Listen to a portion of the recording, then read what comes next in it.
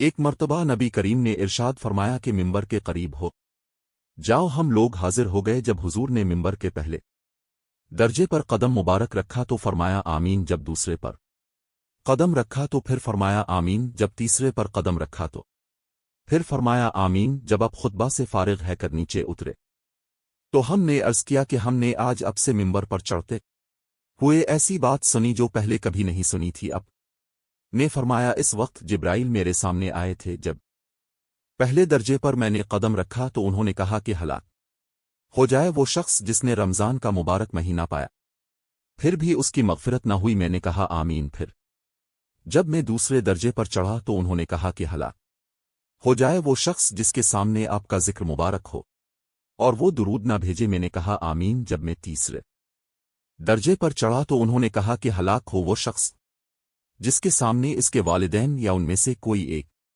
بڑھاپے کو پاؤ اور وہ اس کو جنت میں داخل نہ کرائے. میں نے کہا آمین. تو آج کی حدیث آپ کو کیسی لگی کمنٹ میں ضرور بتانا. تو ملتے ہیں آگے ایک نئی حدیث کے ساتھ. اللہ حافظ.